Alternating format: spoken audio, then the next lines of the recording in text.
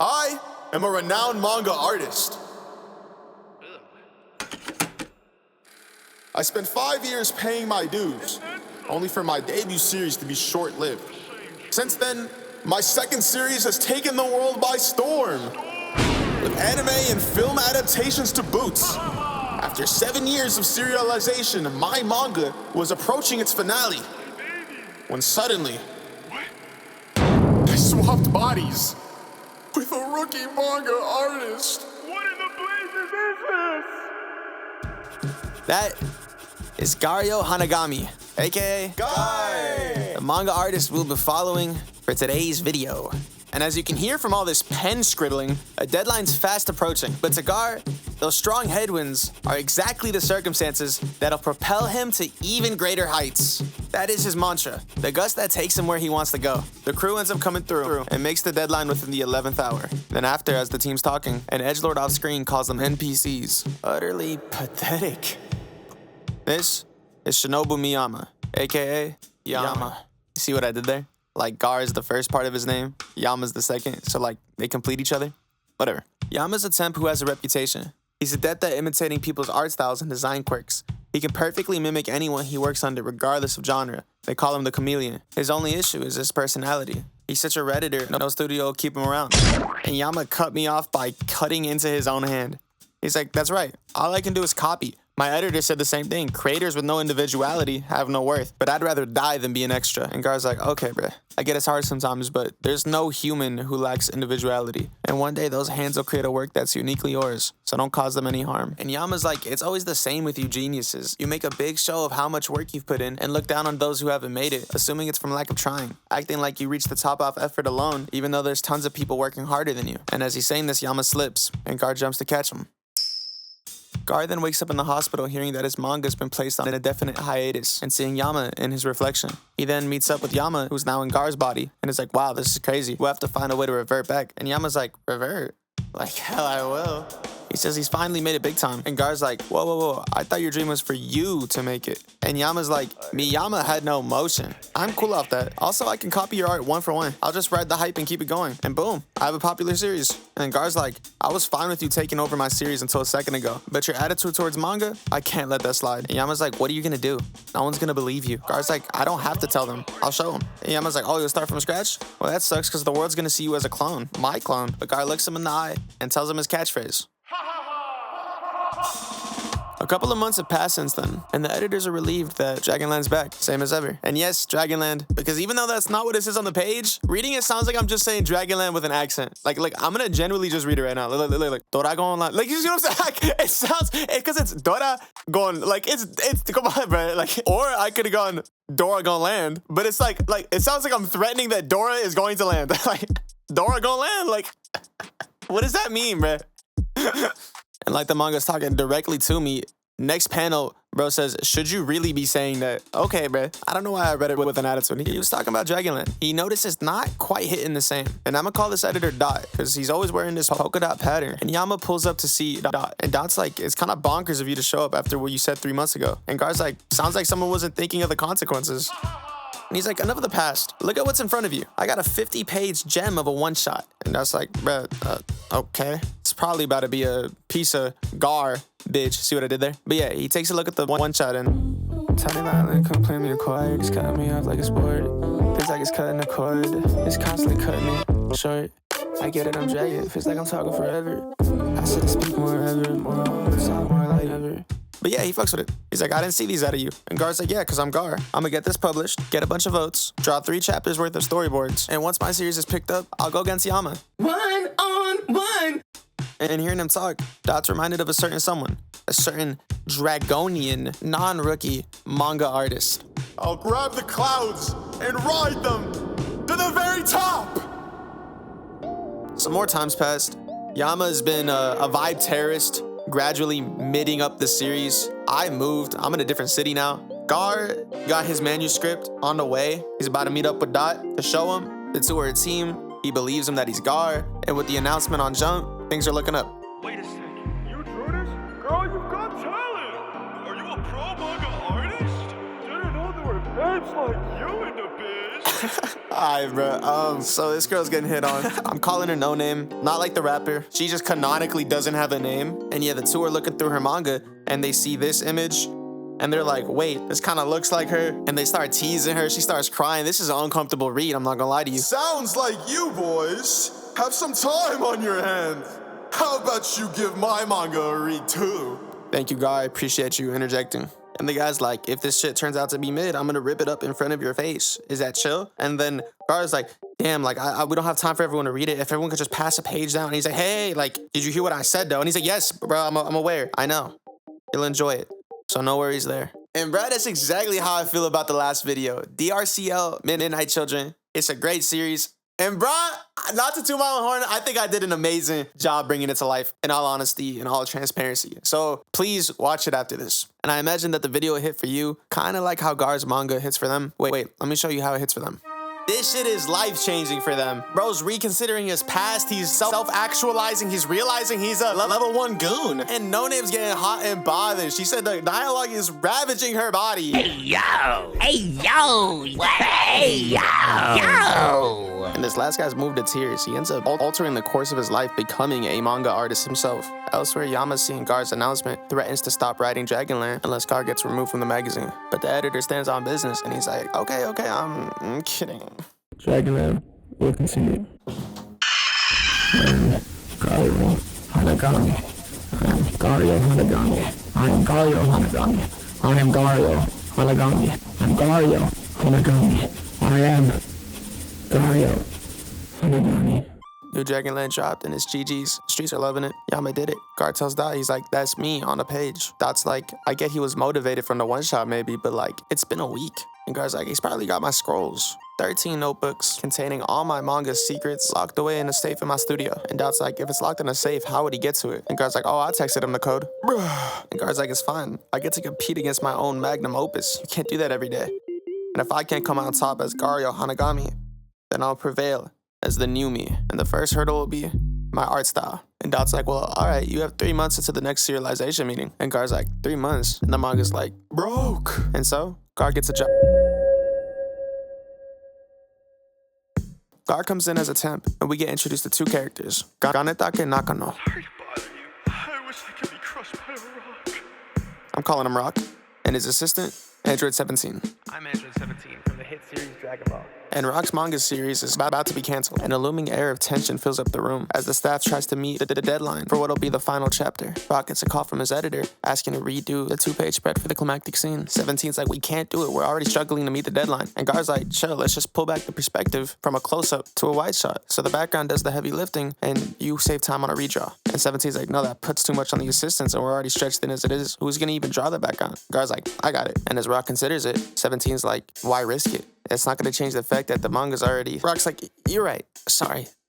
Let's not worry about this silly manga. And Gar's like, how'd your series do in the last survey anyways? And he's like, last. And he's like, bruh, I mean, votes. I've never heard of a series getting 0 votes. So if there's even a single reader who enjoyed your series enough to give it their vote, then as the creator, you can't call it silly. And Rock's reminded of the love he's put into the series and realizing that this narrative of his worthlessness is only coming from negative comments. So true, but it isn't the case.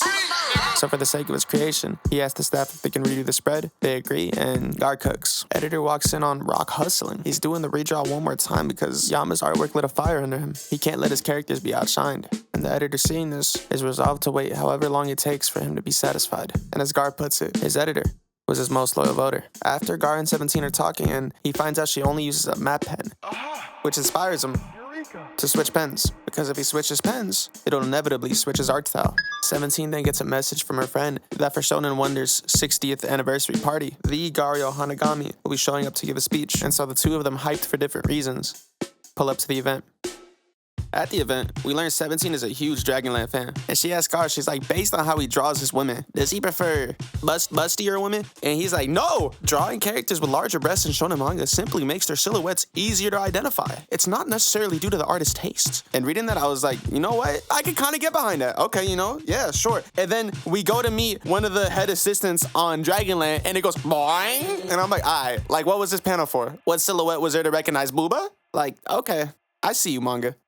but I don't condone it. You're on timeout. We're not doing this. I'm skipping to the confrontation. And from Yama, we're seeing peak lizardry. He's fully assimilated into Gar's form. He's mimicking subconscious habits. He's got the look down. He's got the little changes in his art style, in his character design, the micro actions down. He's him. And I don't mean that in like a he's him way. I mean that in a he's actually literally him sort of way. But on the inside, he's livid at Gar's protagonistism because his unrelenting optimism serves as a mirror to Yama, and he doesn't like his reflection. It's a harsh reminder, but almost freeing reminder that it's the person that makes the person, not the person that makes the person.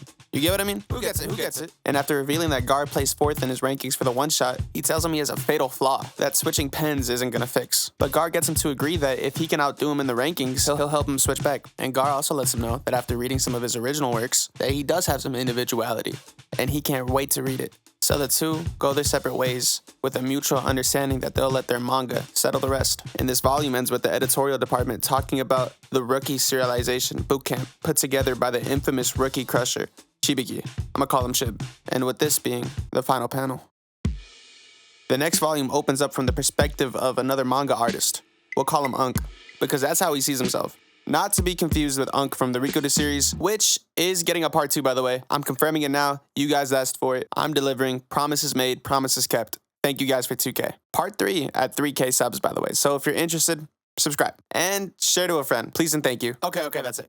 Unk feels out of his depth because the other artists are all supernovas who've made dazzling debuts. And judging from the comb over would agree. Okay, Unk, I can think that, you can't. You gotta stop with this negative self-talk. The rookies then pull up to the house that they're gonna be staying at, and Gar's already made himself at home, the eager beaver he is. He's outside waving like, hey! But his jovial disposition is rubbing them the wrong way, not the long way. The Novas settle into their rooms, and Unk is paired with Gar. And blinded by Gar's shining light, he regresses into the dark corners of his mind. The ones where passion dies and Gar then snaps him out of it, calling him Iwachi, a nickname that only Gar would know. The two were good friends and budding rivals once upon a time ago. But now in the story, Gar's vivacious enthusiasm, which got him here on bike off no sleep, is a stark contrast to Unk's lack thereof, who thinks getting a series is a pipe dream, that he doesn't even belong here. But Gar's like, you want your own series, right? And if you want your own series, then you belong here. And since we have the same goal, we're equals, or better yet, rivals.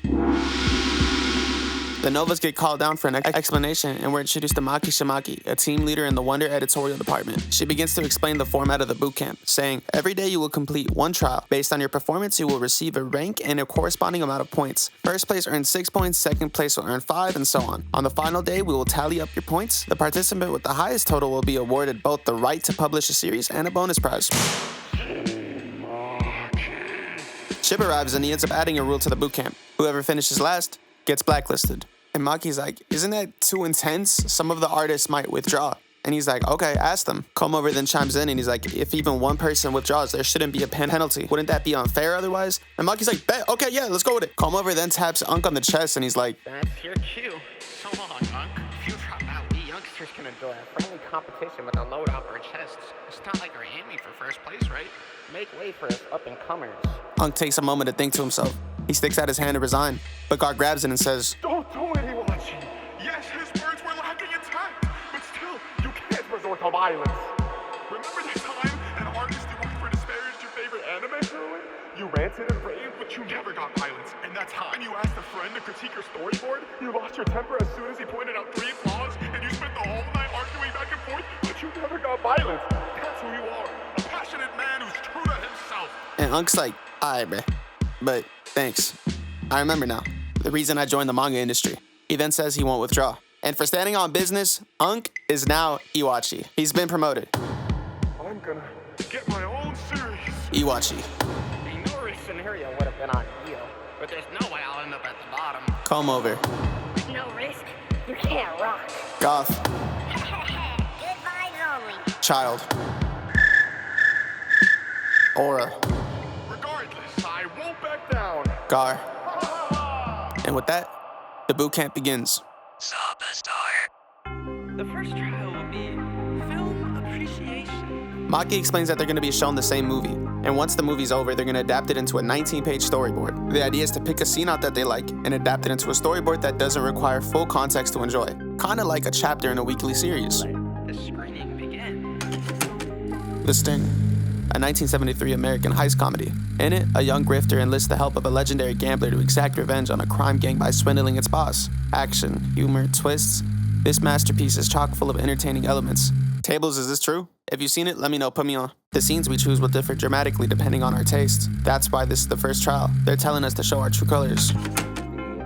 Maki then adds that they'll only have 3 hours to do this, and if they can't, they're blacklisted. No exceptions. She says it's reasonable, continuing on to say, you must understand that deadlines are not to be taken lightly. Some weeks you may bemoan your inability to come up with new ideas. Other weeks your pen may falter, as nothing you draw meets your expectations for a climactic scene. But week after week, after week, after week, the deadline will come knocking. Damn, I gotta get like that with the videos. And here goes some of you in the comments. Ironic. Who gets it? Who gets it? Each deadline is a promise to your readers. Cross your heart and hope to die. Make sure to drill that into your heads. Subs be real, is that how you feel about the uploads? We'll get right though. Anyway, without further ado, Let the first trial begin. everyone hurries to meet their deadlines, and following Comover's perspective, we get a glimpse into a potentially emotionally tumultuous past, where his old man gave him a deadline of 5 years to make it out, and if not, he'd have to hang it up. But looking down at his desk, he sees a few scenes he has in mind, with his top choice being the final twist, but because of how many lines the big reveal uses, he figures it'd take too long to even summarize, so opts to go with his second choice, an action scene. And as he sees the others on their final checks, he feels vindictive in his thought process, that juggling deadlines is the essence of serialization. That is, until Gar shows him otherwise. More life, more over, okay, like sure, Mike, if you insist. As long as we don't reminisce about the things that I miss. Cause I'll never get those back. Just wait through the way, the choice I could've made. I've been too hasty. I couldn't stand seeing older folks make it in the industry. I envied them, resented them, ridiculed them. I was prepared to drag them down if it meant getting results. But I was wrong. That's not the way. I shouldn't be undermining others or rushing to prove myself. What I should be doing instead is creating the best manga I can. Maki then leaves to grade everyone's work, but before doing so, she leaves copies of everyone's storyboards. And Comover was impressed. He gained a newfound respect for Gar, but still he thought the storyboard might have been a little worse off for it. But after taking a look at the final product, he realized, no matter the circumstances, the dragon would soar high, if not fast. So true, so true. You just like me for real. The two end up chopping it up and are chill now. Last place and second place. Comover got last place because he had a last place attitude. Let that be a reminder to take risks, Sobes. You gotta give a little to get a little. And Gar got second place because Wonder has a hidden ace, a new breed of talent, who may even surpass Gar in terms of skill. Then, the second trial came.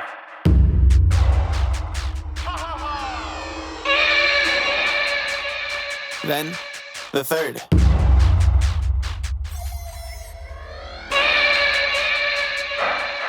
Then, the night of the third.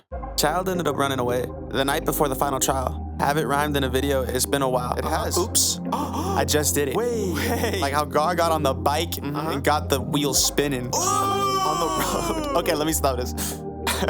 But yeah, Gar gets there in time, just in time for her not to get kidnapped. Or it just looked like that is a misunderstanding. But imagine if that actually happened. What a tone shift. I would have dropped this shit immediately. But Gar's expeditious expedition has kept this manga a shonen. And so the two are on their way post-haste, walking and talking. Here's what they say. It's just, I can't stand being ranked and judged and stuff. I don't like being told what's wrong or bad. Since the very beginning, I've only drawn manga because it's fun. But these days, it's been getting less and less fun. The boot camp made me feel like I was starting to hate drawing manga. I do know. That's just what turning a passion into a job is like. I get it. But for me, what's scarier than ghosts or humans is the thought of growing to hate something I used to enjoy. Do you ever feel that way?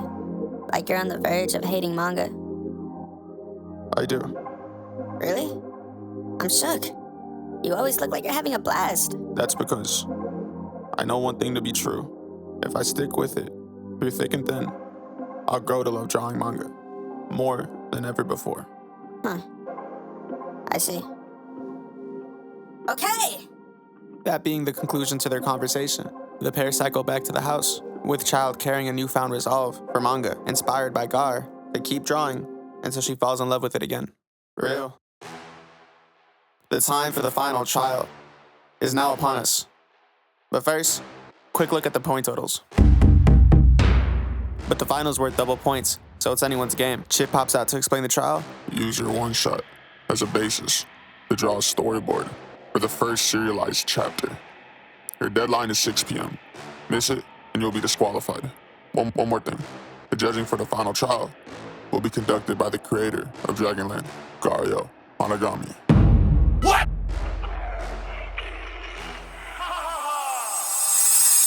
You may now begin. The price I pay in installments. I look for that jacket often. I wait for that string, I'm stalling. Turns out Aura's facing the genius dilemma. Isolated by talent. My steak too juicy, my lobster too buttery type of problem. But it's one he's facing. It's not that he prefers to be alone. He's simply given up on associating with others. Before solitude consumes him, I pray he can come across a worthy rival. That's not even karate. Tony violent, come play me a chord. He's cutting me off like a sport. Feels like it's cutting the cord. It's constantly cutting it short.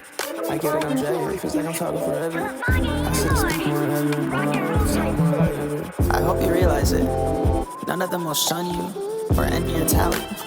They are simply formidable rivals who will spare no effort to create engrossing manga.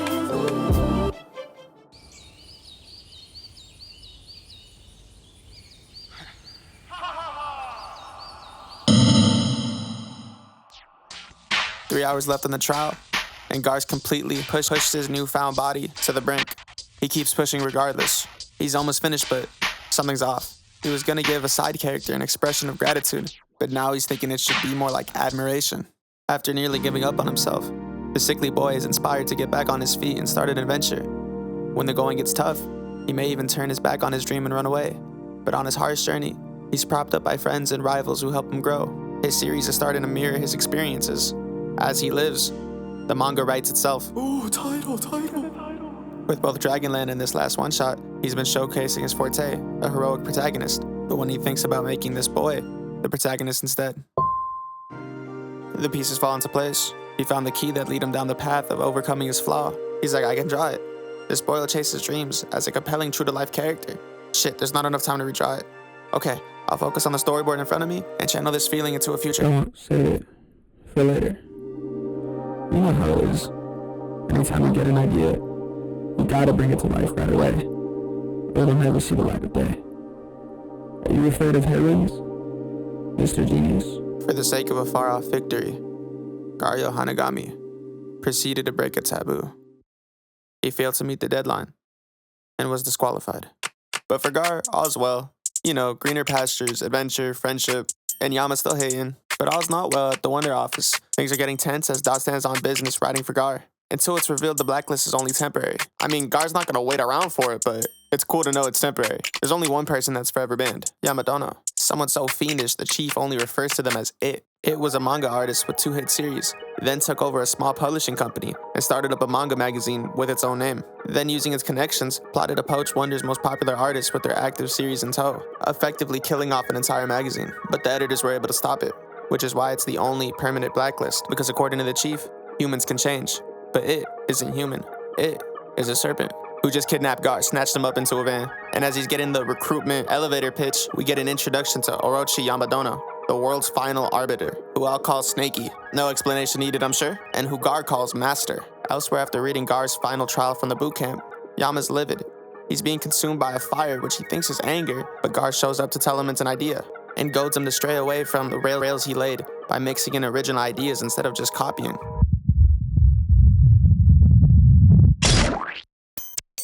The next chapter of Dragonland made waves. But let's go back to Gar for now. Snaky's like Great Sensei, Lady Orochi, Supreme Guru, God, Buddha, Snaky. I've been called by many a name, but only one rotten man refers to me as Master. And that rotten man is Gario Hanagami, the one who ratted her out to the editors at Shonen Wonder.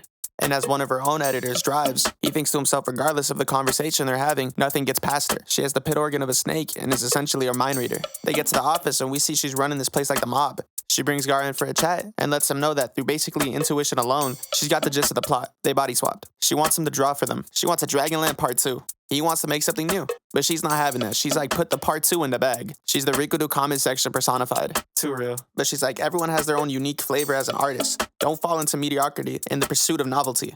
There's no need to surpass Dragonland. Just entertain the readers with the tools at your disposal. Just do the thing. Just do the thing. People's personal flavor doesn't change. She leaves him to sit with that, and she's like, I got him.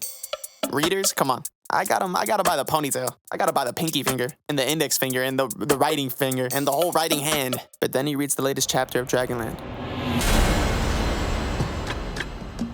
She senses a change in him, and she's like, okay, I'll bite. Go ahead. Crush Dragonland. But first, I have to show you hell. Your right hand just died. She takes him to a writer's room built like a prison cell. She gives him 3 days to fully draw the first 2 pages of the boot camp storyboard with his left hand. The idea being to introduce him to the experience of struggling. With his eyes being so much sharper than his hand, he'll be put into the shoes of an average person. This is how it went. I'm going insane. Whoa. What the fuck is wrong with me? Why can't no one hear me? What's in my brain? Oh, I answer like that. Scream, scream, scream. Snakey congratulates you and Gar for having lived through hell. She explains her thought process and applauds him for finishing. But when she takes a look at the manuscript, she sees it's damn near perfect. Natural objects, shading, decorative details. He got it down pat with his left in 3 days. He's really a genius, all she could do was laugh. And then she tells an editor to design a preview page as fast as he can to announce a new series by Shinobu Miyama and Weekly Orochi. Despite being a rookie, he made a name for himself in Wonder. His series will begin in half a year. Until then, bombard the world with publicity. Draw as much attention as possible. I don't care how high a bar you set, she says. To beat Dragonland in sales, we'll have to spark a craze. You need a top-notch studio, the finest assistants, and an unparalleled story. It's time. The showdown awaits. Thank you for watching. But real quick, I want to speak my piece. Something I noticed reading, I think the manga made it the most apparent thing ever, that Gar loves making manga. So much, in fact, that even with a supernatural, terrifying, Freaky Friday situation that this manga is, he doesn't waver for a moment from his purpose and only sees the good in it as an opportunity to explore his love further. And I'd expect that Yama, his foil, his polar opposite, would hate it. But I don't think you draw that much manga and get into that position if you hate it. And so I hope the series does flesh out and explore his own love for manga, as well as how it got warped into the person that we see today. Because Yama's existence is a truly sad state of affairs, where he hates himself so much, he literally does not want to be himself. And even when he gets the life that's everything he's ever wanted, everything he's ever dreamt of, he still is unhappy. He's still filled with hatred, and he's still not enjoying the process. And I think the real life equivalent of a person like that is someone who's in need of that type of love that Gar has more than ever, more than anyone else. And so if you're feeling in any type of way similar to this or reminiscent of this, I encourage you to not give up on finding that love and to actively pursue it. You know, try, and to hopefully you find something that lights a flame in you in a similar capacity to Gar, you know, with manga. And so until then, I implore you to keep reaching out, keep being a burden, keep struggling, because life is to need and to be needed. So don't be afraid to be a bother if you're in need. Need, then need again, then need some more. Need as much as you need. And when you can pay it forward, be there for someone else in need. Be needed. And I have an old I'm Dante clip saved onto my PC that I think resonates well with this sentiment.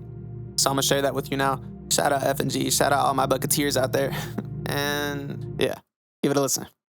Now, I've been living my life. I finally started living my life the way I wanted to without wondering what people would think about me or, you know, wanting, you know, to die. Well, I wouldn't say like, cause like, I don't care. Like if it happened, bro, it happened. But I'm saying like, in terms of, you know, wanting to kill myself, suicide, that shit's kind of like gone, you know, there's probably still like a little linger there. Like sometimes, you know, fucking stub my toe. I'm like, oh my God, I just want to fucking die.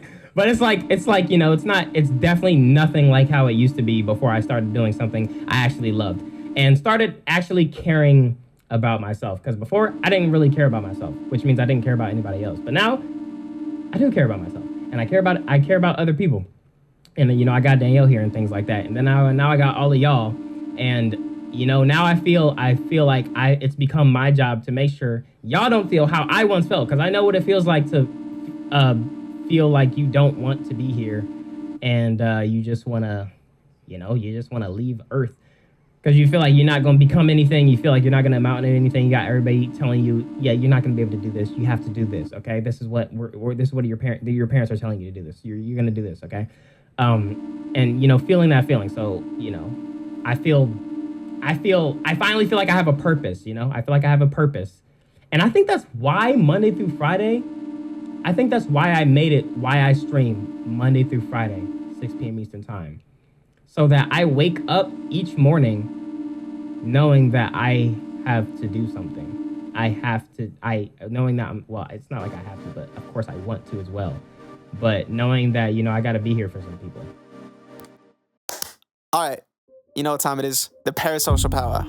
Thank you again so much for watching. I hope you enjoyed. This is my first time covering a shonen, and I try to get that uplifting, hype, you know, positive shonen vibe that we know and love. And I got nothing but seinen in the works, but I'm not closed off to doing another shonen. It was fun to make, and in all transparency, I kind of just make what I like. I make what I think is cool, like what I would want to exist in the world. So I can't promise any certain type of, you know, specific video or anything like that, because that's future me, and future me is gonna do what future me is gonna do. And I hope you put your trust in him and your trust in me, and, you know, stick around for the ride. But yeah, to wrap this video up, I'm in a new city, and unfortunately, regrettably so, I do have a job. But nonetheless, I have unrelenting optimism that 2026 is gonna be the year I'm gonna try my best to make it so the best year for the channel so far. Let me not count out 2027 yet. And bruh, I'm just gonna put this out there. I'll go full time at 100K, because I imagine by then the videos will be a sustainable stream of income. And not gonna lie, I need your help to make that happen. So please, if you like the videos, subscribe, comment, like, hype it up, share with a friend, you know, just whatever you can, right? And I'll start including fit pics of what I'm wearing to work. And here those are. Am I putting that ish on? Sheesh, or what? You tell me. That aside, I got us some pizza. I love you, Sobes. I love you, tables. And bye. No, you click off first. No, you click off first. You click off first. Come on. No. Tiny violin, come play me a chord. It's cutting me off like a sport. Feels like it's cutting a cord. It's constantly cutting me short. I get it, I'm dragging. Feels like I'm talking forever. I said to speak more ever. More, talk more like ever. More life, when we're over. Okay, like sure, might if you insist. As long as we don't reminisce about the things that I miss. Cause I'll never get those back. Just wait through that away. The choice I could've made.